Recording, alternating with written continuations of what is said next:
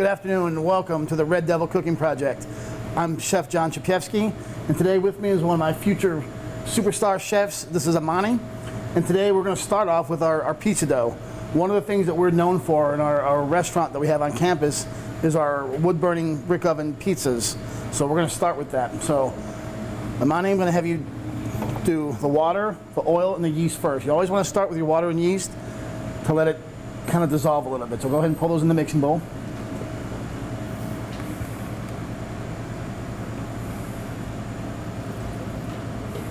Then what we're going to do, we're going to set up the hook attachment.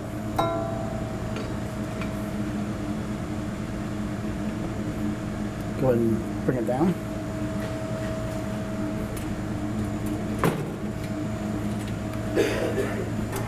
I'm just going to get that started. So we're going to go ahead and let that mix for a few seconds. Now we're going to add our salt and sugar. We're going to go ahead and add our flour also. Now we want to give the least amount of time with the salt and the yeast touching, because there's a sort of a chemical reaction. Basically, in a nutshell, the yeast is a living organism. It eats the sugar for its food. And when it burps, basically when it dispels its gas, that's why the dough rises. But to get to that point, you keep the salt in there to keep it in check. Because if you just allow the yeast to just run wild, the dough would actually get so big that it would explode. One of the things I talk to my students about is when you mix flour with anything, cookie dough, pizza dough, bread dough, anything like that, you don't want to overmix it, because flour contains gluten, and gluten is activated. It's a protein. It activates when it is basically manipulated like this. And the more you mix it, the harder it gets. It's the same concept when you're at the gym and you work out, you pump weights, and your arms or muscles are really sore. You have to let them rest. So that's why we're going to let this mix for a little bit. Once the dough comes together, we're going to allow this to rest. Now, the sign of a good dough is when it mixes, it starts peeling from the side of the mixing bowl. Like if you see that, it's actually going to clean the bowl almost for us. Now, we want the dough to be slightly warm, but not hot. We don't want the yeast to be killed. The heat will kill the yeast. We also want it to be smooth. You can see this dough is just about ready to go.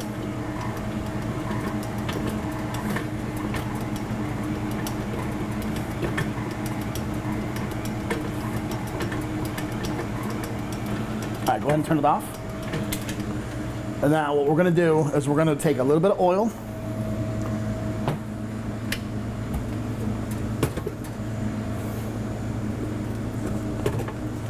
And just go around the bowl once. That way the oil will kind of seep down and it'll prevent the dough from sticking while we let it rest.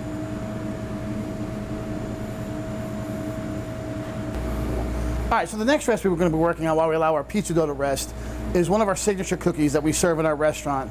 It's going to be a white chocolate cranberry pecan cookie. So what we're going to do is we're going to start off first with 2 cups of sugar,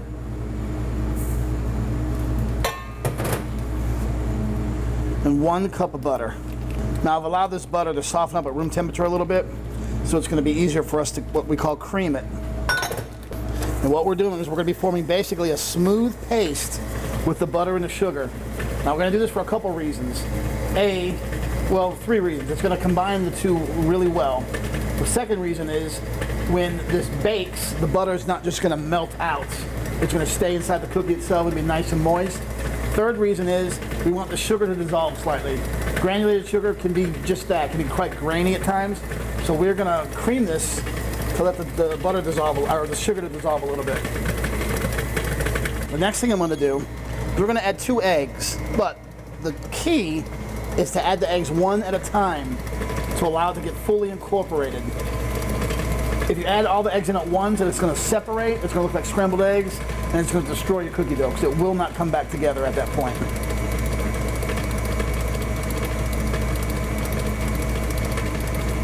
All right, we're going to add our last egg right here.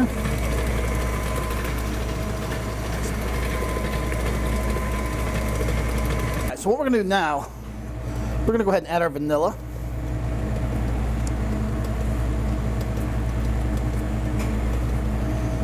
We're going to add our salt.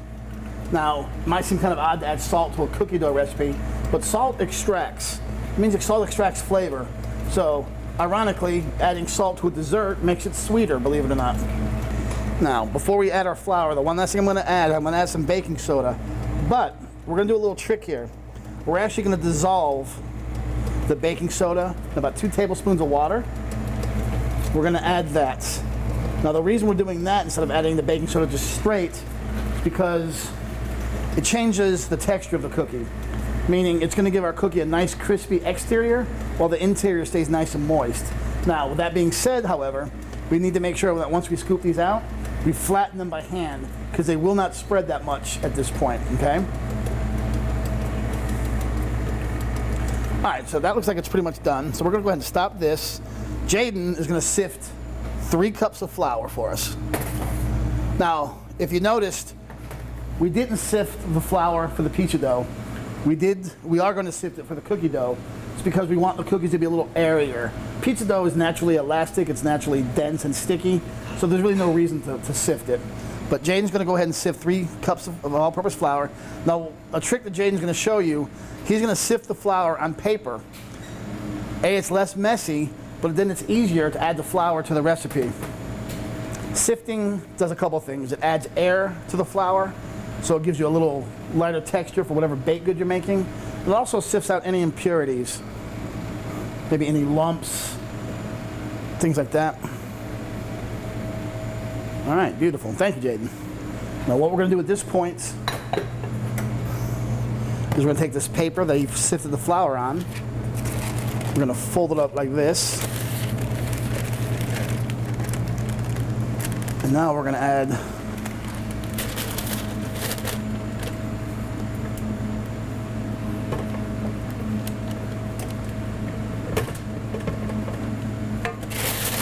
that flour to our cookie dough.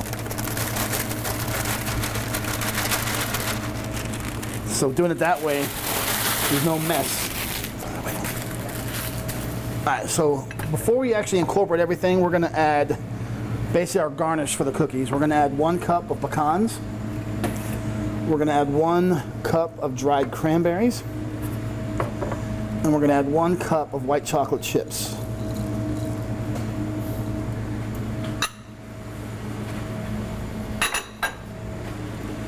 All right, so let's set up our paddle. Again, we don't want to overmix this. So we're going to lock it down, and we're going to mix until it's just incorporated. This shouldn't take but maybe 30 seconds to a minute tops. All right, cookie dough is done. I'm going to take our paddle attachment off.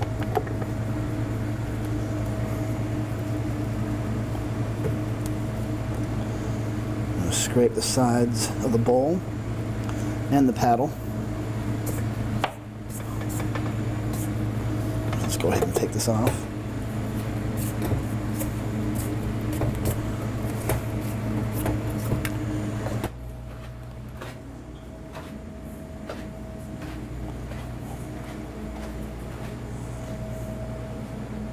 Okay, so now that Amani and Jaden have scooped out the cookies and they flattened them out, remember that little trick with the baking soda in the water? It makes a really nice crispy exterior, but you have to kind of flatten them out just a little bit because they won't spread very well. So now we're gonna pop these in the oven at 350 or 350 degrees for approximately 8 minutes. Now I'm gonna set the timer for 4 minutes because I'm using a convection oven, and what I wanna make sure is that it browns evenly. So at 4 minutes, we're gonna pull the tray out, spin it around, and bake it for another 4.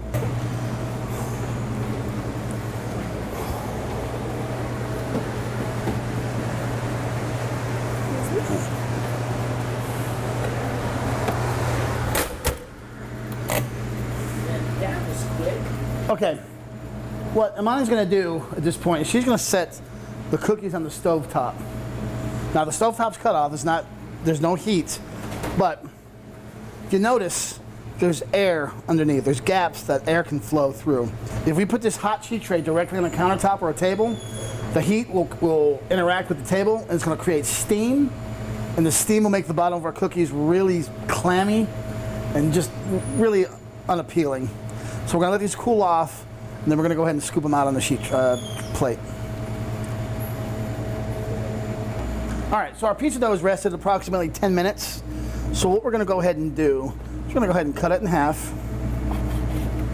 Now we're making focaccia, which is an Italian flatbread. sort of a rustic style of bread, so I don't necessarily need to worry about if this is the perfect circle. All right. So what we're going to go ahead and do is we're going to go ahead and roll this out with a rolling pin. And what I'm going to do is I'm going to keep flipping it and turning it to make sure it gets rolled out evenly. Doesn't need to be a perfect circle, but I do want it as flat as we can get it. Focaccia should be on the crisp side.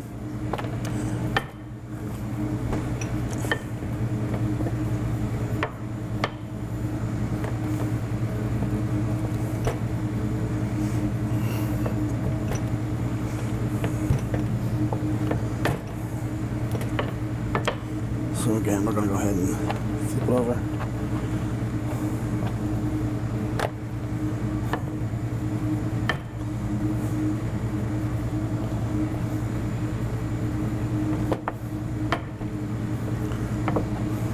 Now, because of the oil that we put in the mixing bowl as this dough is resting, I don't really need to dust it with any extra flour to prevent it from sticking, but that's not necessarily a bad idea if you want to try this at home.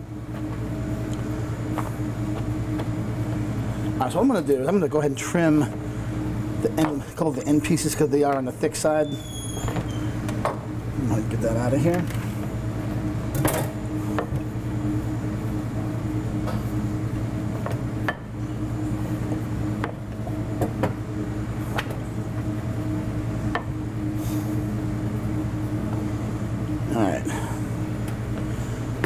So what we're going to do, we have our pizza peel or paddle, depending on how you want to call it. What we're going to do is we're going to go ahead and dust this lightly with some cornmeal. Now you can also use semolina flour, but this is, remember, pizza dough is naturally sticky, so we want to make sure this will slide off into the oven. So we're going to go ahead, put it on our peel. Now what I tell my students to do is always shake it first. Our dough is on the peel. What I'm going to do right now is dock it. I've got my docker right here, and all I'm going to simply do is just put holes in the dough. Now we do that. Remember, there's water in this recipe, and that water is going to turn to steam as it bakes. And I don't want bubbles in my dough. So what we do is what we call docking it. So what I'm going to do first is to season this. I'm going to go ahead and put just a little bit of oil. We're going to put a little bit of salt. Want to make sure this is seasoned right. Put a little bit of red pepper flake. Just a little. We're not trying to burn anybody's mouth out, but we want a little bit of a bite. Now, this is the one thing I'm really proud of in our program. We've got a garden. We have a greenhouse out and back. And we grow our own herbs out there. So we're actually going to use herbs from our greenhouse outside. So we've got some beautiful fresh rosemary.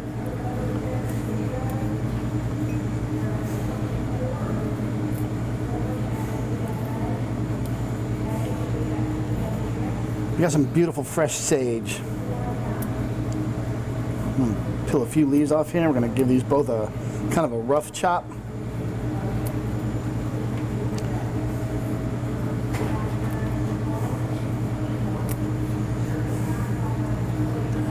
Since we're basically using it for the same recipe, we're just going to go ahead and mix them together. I'm going to go ahead and chop these up.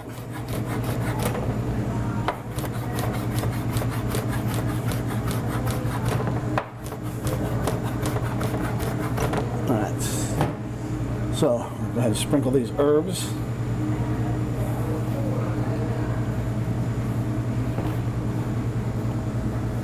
We're going to go ahead and put some shredded cheddar. Just a little bit. We're not trying to make a pizza per se. We do want a little bit of cheese on there. And then finally, some freshly grated Parmesan.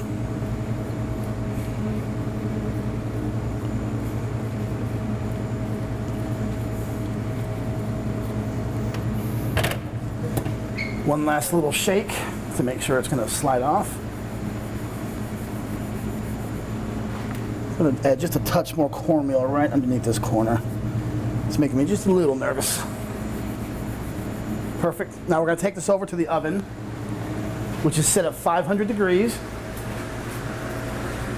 Now if you notice, we have a sheet tray in there. So it's nice and hot. I'm gonna go ahead and slide this right off. Close the oven. And this should take approximately 6 to 7 minutes to bake. All right, so we're gonna go ahead and pull our focaccia out of the oven.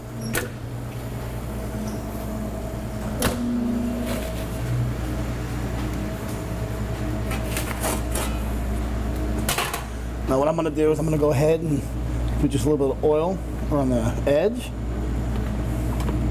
I'm gonna take a pizza cutter and just cut this kind of rustic looking pieces. Like I said, it doesn't have to be a perfect circle. We're gonna get our platter.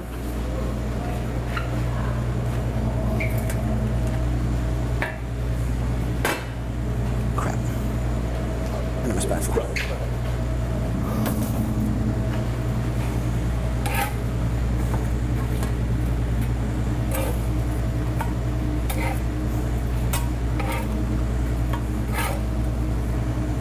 All right, and there you have it. Italian focaccia.